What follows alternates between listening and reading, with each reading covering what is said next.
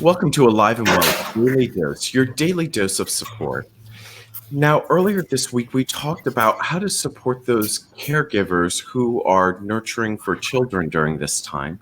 And in today's episode, we're going to talk with an occupational therapist about how we can teach children how to regulate, recognizing we may not always have the words to describe the emotions that we're feeling, and recognizing that regulation is really a skill set we have to build up.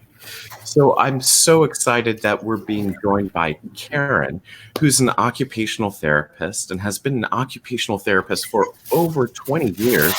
And she works with Washington University in St. Louis, really working with children to be able to self-regulate, and also works with a lot of different movement disorders.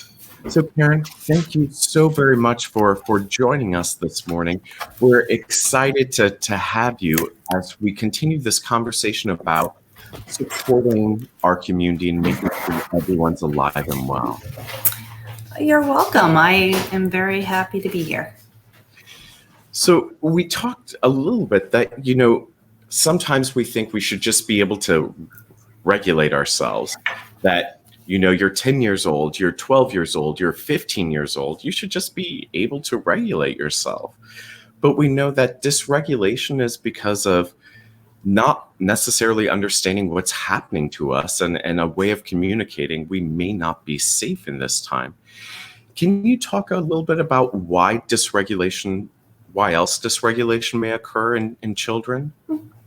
So I think that dysregulation within children and adults occur when their self-identity and their identity of who they are and what they do within the community gets disrupted. And that can be, like we are dealing with right now with COVID-19, but it can also be during times when they're transitioning within a school setting to a new different classroom or a different school building.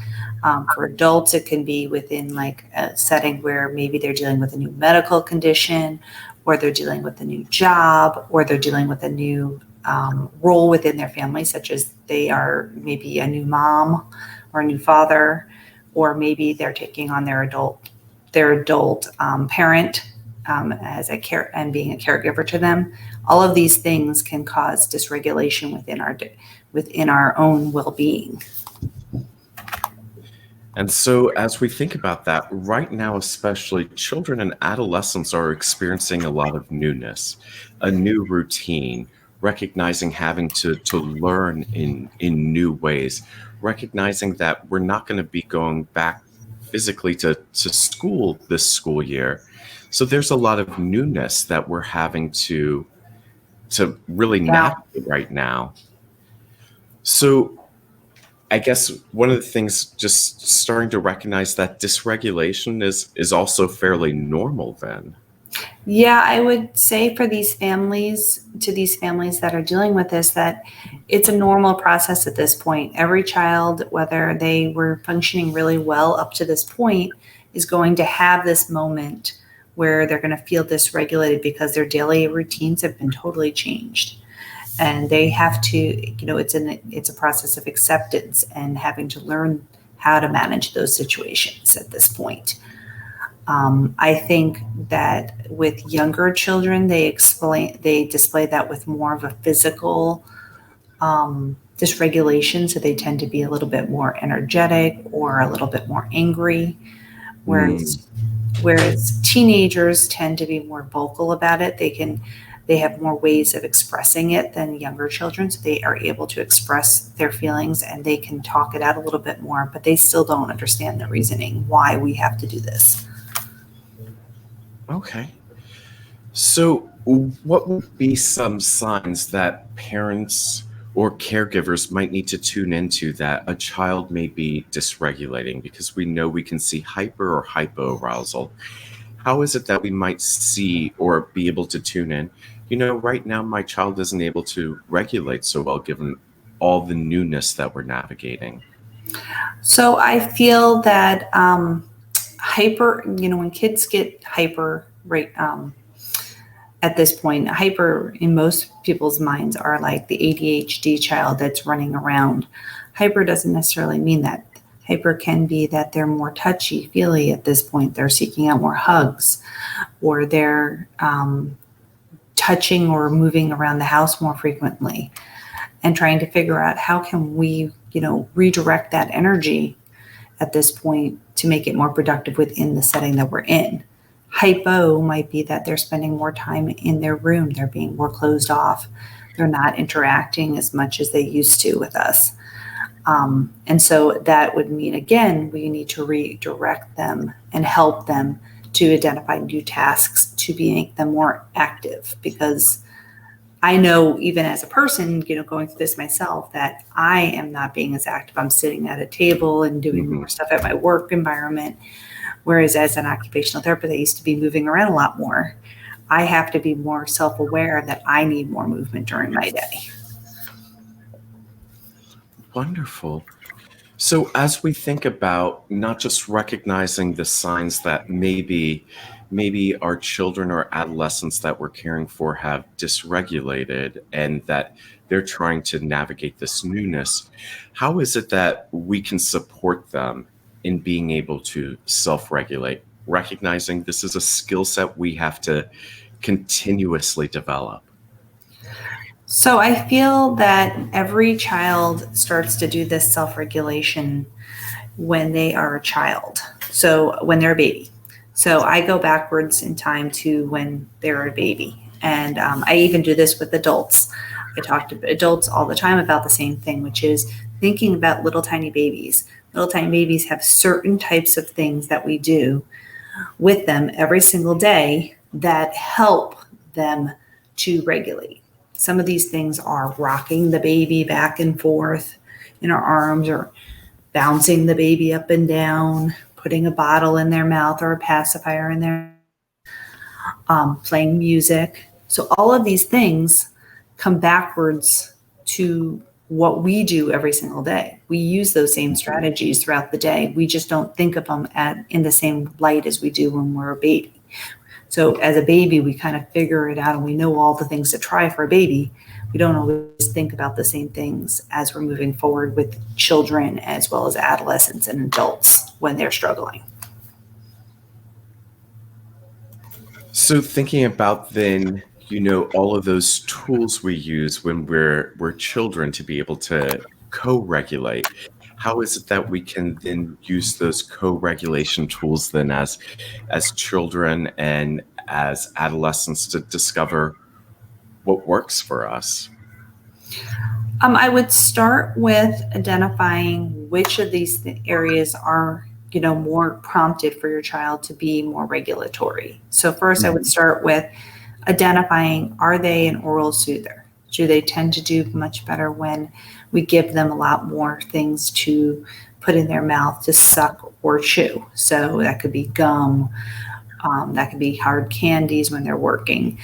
That can be giving them a drink that has a straw in it. And I talk about straw sizes all the time, how typical straight, straws that you get from like a restaurant is not the same as those smoothie straws. And so knowing how much pressure is coming through the straw and how much it makes the mouth work helps an oral soother. So more work to the mouth helps the oral soother soothe.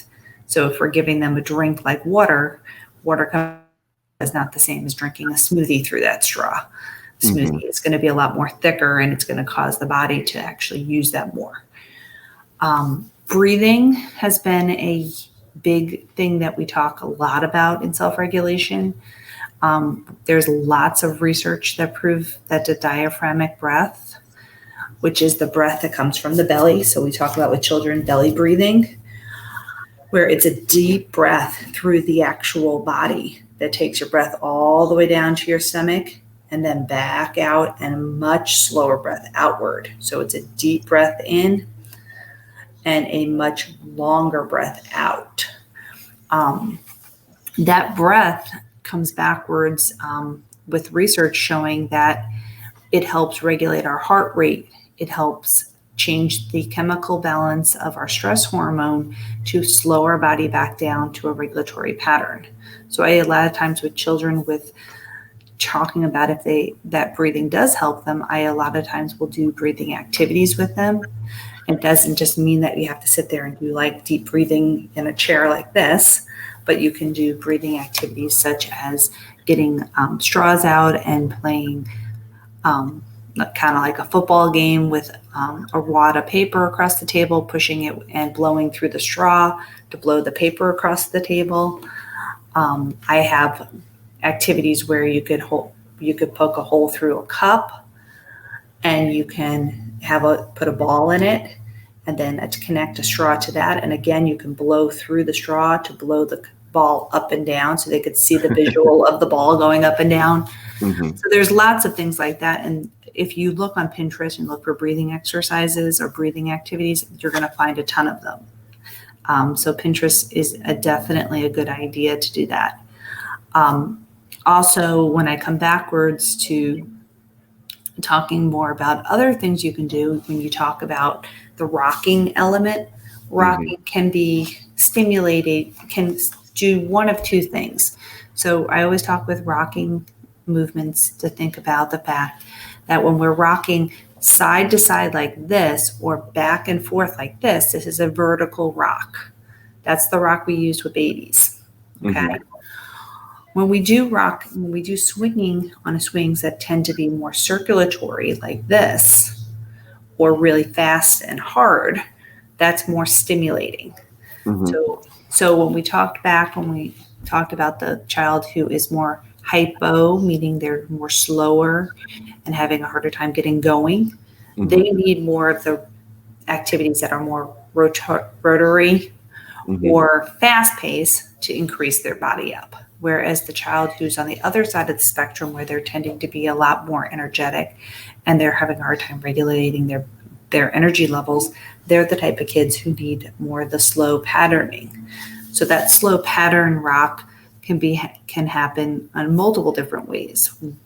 Within our home environments, we can use the swings that are available within our backyards or our playgrounds that are nearby, that if they're open. If those aren't open, we can use rocking chairs within our own house. If rocking chairs aren't open, and the child is really young, little guys that are like toddlers or younger, we can actually create swings with sheets on our tables. And those are types of things you can find again on Pinterest. For older kids, if you don't have a swing available, doing walks, where again, you're in a pace and you're going at a certain pace walking, not a fast pace, not a too slow a pace, but like a good walk in your neighborhood. And walking actually is another way of using your vestibular system to slow your body down. So I really love the physical means that we can use to help regulate our bodies, and mm-hmm. and really wanting to draw attention to, even when someone is doing that isolating or they're more lethargic, while we don't often think of that as a form of dysregulation, we need to understand it's important to recognize that those are signs of dysregulation, that it's just on that opposite end of the spectrum, but it still means someone, even an adult, is dysregulated. Yes, I agree. And I feel like there's a lot of different things that are changed for these kids. They're not out moving and physically active as much. We do see kids, mm-hmm. I live in a neighborhood where it's it's a subdivision. So I do see some people outside, but it's not as frequent as it used to be. Mm-hmm. And so getting the kids, with the weather getting a little nicer, outside to do a little bit more with their bikes or their scooters is okay, because again, those are they help self-regulate them. They help give them their energy levels that they need to give that input through their body, that vestibular and proprioceptive inputs that we are looking for every single day. Right now, they're not getting those things any longer. So we talked a lot about physical grounding and soothing. Are there other techniques we can use that might be helpful for children and adolescents to regulate? Yes. So I often say that there's a couple different things that I recommend for teenagers. One is that sometimes auditory music can help. So encouraging them to, listen to music while they're doing their work, or having them identify, maybe if you feel like they can't do that on their own, putting on some music and doing a dance party with them to be able to get them to laugh and to move and to and to listen to the music and help them slow them down. Having them choose their music that they like. Our music isn't always going to be the music that they're going to want to go to. So making sure that they're allowed to listen to their music and use headphones if you need to be able to, have them listen to their music while you're doing something else. The other thing that I also talk a lot about is that with kids is being able to be able to talk this out. And so you can do that through multiple different means. One is that they can do journaling on their own. Two is that they can use coloring books, whether it be adult coloring books or child coloring books. Coloring is very self-regulatory because it's very repetitive in nature. It helps slow your body down. And then also getting together with their friends. One of the biggest things, I have 2 teenagers in my house, and both of them are complaining about the fact that they don't have that interaction with their friends. And so teaching them ways to communicate with their friends within this time frame, because social interaction is something that all humans need, no matter what age range they are. Wonderful. Wonderful. I really love the idea of a dance party, but recognizing that the music I listen to may not be necessarily what energizes and stimulates, a child or adolescent. It may be something very different for them that works. Well, and that often comes backwards to thinking with the parents. I often have this conversation in sessions, how parents often want them to self-regulate how they want to do it. And so, again, I often teach parents how to not what we call direct what the child needs to do, but to coach them into it. So coaching is like asking more prompting questions versus telling them what to do. If you tell them what to do, they tend to not want to do that activity. But if you ask them what they want to do and give them choices and let them make that decision, they tend to be more wanting to do those activities. Now, oftentimes when it kind of dawns on us that we need to help an adult or a child or adolescent integrate new tools for their own self-regulation, it's typically when someone's dysregulated. But we know that that's not necessarily the best time to introduce a new skill or technique at that time. So how do you recommend kind of building our regulation and self-soothing toolkit? I start with kids usually outside of the moment that they're dysregulating, because if you tend to go within the moment that they're dysregulating, it's only going to make that situation worse. So you always want to take a step back from that.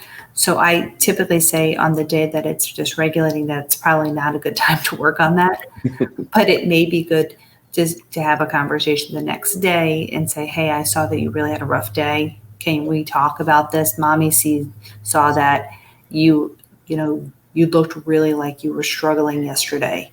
And the reason I saw that was because you were maybe, rubbing your head a lot, or you were putting your hand on your head, or you were running around and touching things a lot. And I was like, and I see that you're struggling with this. Let's talk more about that. I'd start with the awareness of, hey, I'm on your team.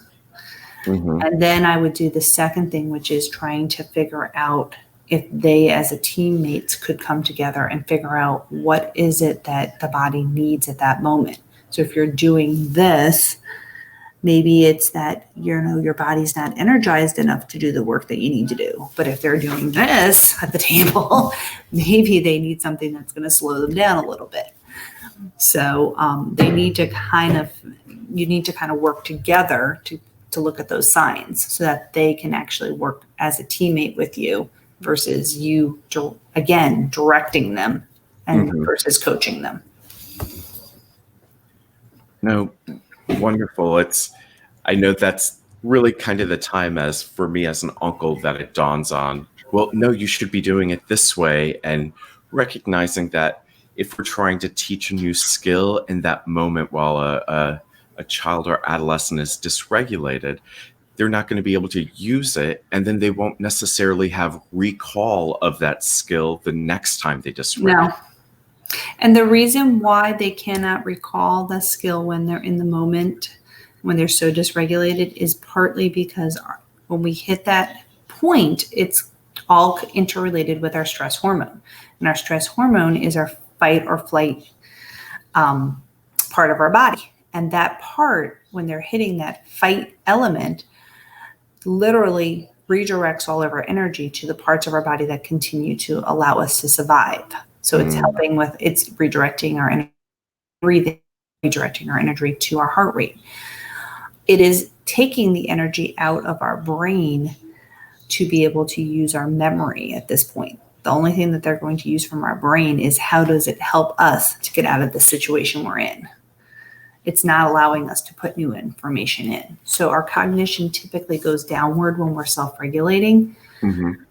And it really makes it hard to learn new things. So I don't recommend ever teaching someone when they're dysregulated how to do something, because you're going to often fail in that situation. Yeah. And then we wonder why an adolescent or child may not have recall of it in a future time. But like you said, it's because, the cognition wasn't present when we were trying to teach it. So yeah.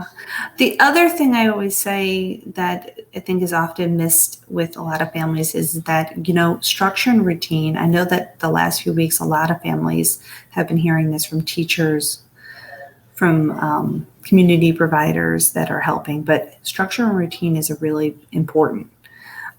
In my own house, I was lucky because as a team, we were able to come together and identify that structure and routine a little bit.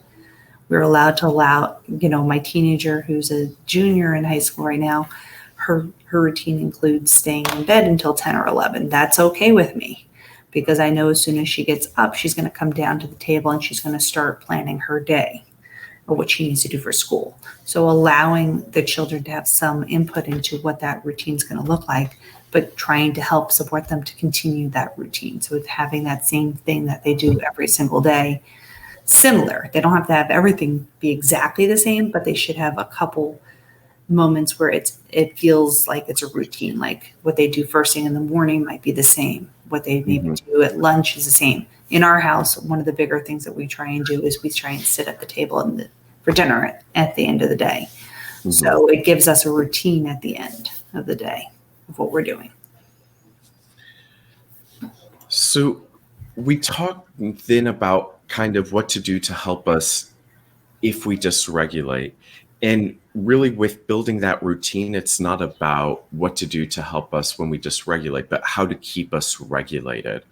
What other skills and strategies do you recommend to help really support children and adolescents remain regulated so we can think proactively versus reactively? So when I look at routine setup, I look at not only what are the activities they're going to be doing, but I also look at the locations that they're doing it in. So often when I've worked with kids who struggle with like doing homework or doing schoolwork within their own environments, it's often the environment that they're doing it in may not be as appropriate. So I remember working with a family a while back where the goal was to get the child to do their homework when they got home. When I did the analyzation of the child's situation, the child was coming home with their sibling. They were sitting in a home setting. And I asked, when are they doing the homework? And the mom said to me, oh, they're doing their homework during dinner time. And I said, okay, well, where are they doing their homework during dinner time? Well, they're doing it at the kitchen table. I'm like, well, okay, what's going on in the kitchen during that time? Oh, I'm making dinner. Oh, okay, what's going on in the living room that you said is connected to it? Oh, Dad's watching TV. What's going on with the sister that you said was involved in the picture? Oh, she finishes her homework really quickly and she's outside. Well, can he see that? Oh yeah, well in the kitchen he can see outside the window. Yes, he can definitely see that she's jumping on the trampoline. So then when I came backwards, I said, this is a kid who really is dysregulating because there's too much going on during the activity that you're doing. And said, what can we do to change that a little bit? So we started with like, hey, is there another room that they can do it in? Mm-hmm. Yes, there's a dining room. Does the dining room have less? Can you see the sister outside still? No. Can they still see things outside? Yes. They can see the front of the house. Well, how about can we close the blinds at that point? Okay, the blinds are closed. What can they hear in the room? Well, they can still hear dad listening to the TV. Well, does dad need to listen to the TV at that point? Can we change dad's time of when he's listening to the TV or location? And so we did. We moved that location. That child was able to improve. The homework got a little bit easier, but what we found was that even during that time frame, it was getting too late. So when we identified the time of the day that was happening, it was close to 7:00 at night. Mm-hmm. And I said, we've gotten all the stimulation out of the picture, so let's see if we can change the time of the day. So then we went backwards in our plan and we decided let's shift that task to maybe 30 minutes after they get home. Now the issue in that scenario was that the grandmother was in the picture at that point versus the parents, and we needed to talk to the grandparents about how to support. But we had already put so many supports in place that the grandmother was able to come in and take over where the parents left off with the time change. Does that make sense? So we were able to implement the same room. We were implementing the same noise factor. And we were able to then put the grandma in, and with the change in the time frame, the child was able to be more successful. Now, additionally, in that case, the child needed to have short periods of time doing the work with movement breaks added in. So we would do like 30 minutes of work, and then a timer would go off and they would be allowed to get up and go get a snack or go outside and jump on the trampoline for 5 minutes. They had a 5-minute break, and then they were able to come back and do something more challenging.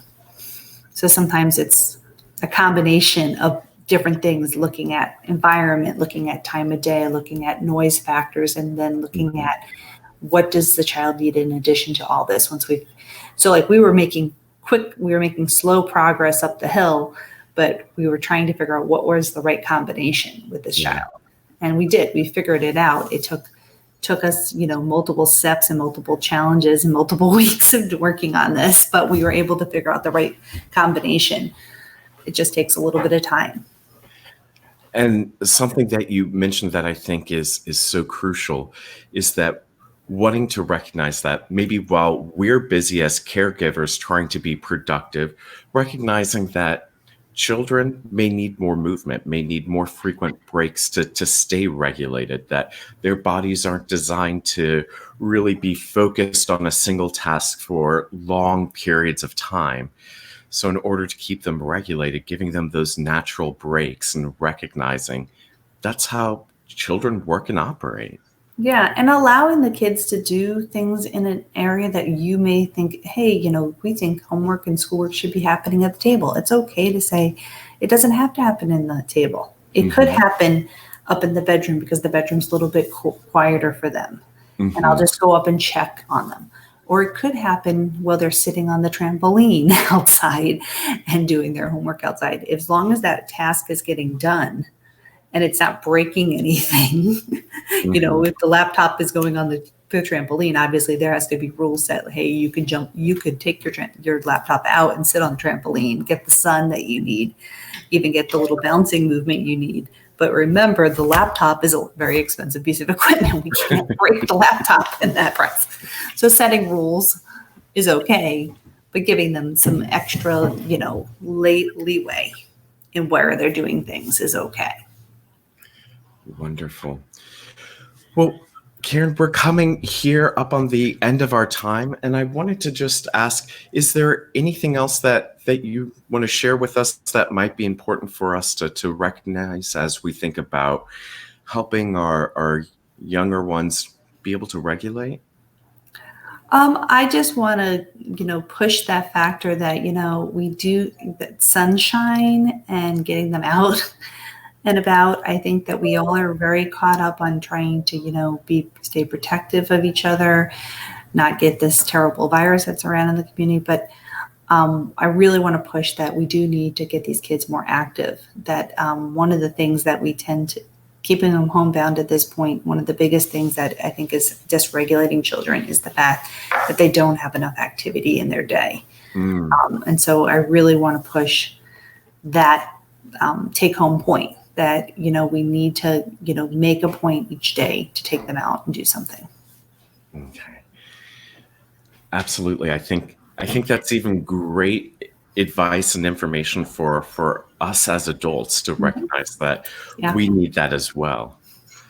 Absolutely. So, Karen, thank you so very much for joining us and sharing all of that really important information as we think about how is it that we can use our senses to really be able to regulate ourselves and thinking about what we need.